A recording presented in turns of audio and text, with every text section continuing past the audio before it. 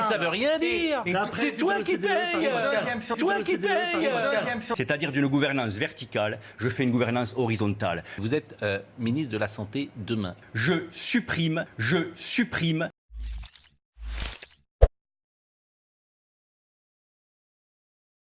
Si vous regardez le problème des assurances complémentaires, des mutuelles, vous en savez quelque chose, vous, premier annonceur, les mutuelles.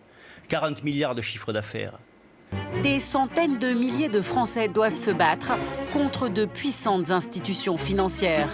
Les compagnies d'assurance. Ça veut dire que quand on cotise 100 € à une mutuelle, il ne revient que 60 € à la santé.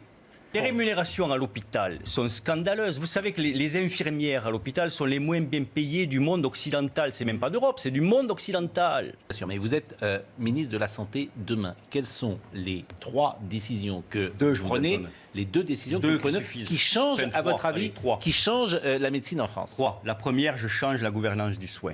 À chaque étage. C'est-à-dire d'une gouvernance verticale, je fais une gouvernance horizontale. Je fais une gouvernance où les représentants des patients, les représentants élus de la profession soignante et l'administration ont les mêmes droits et les mêmes devoirs, avec un droit d'opposition pour chacun. C'est-à-dire que le système n'avance que si les 3 parties sont d'accord. Les patients, les soignants et l'administration. Aujourd'hui, c'est juste l'administration qui décide, Bercy.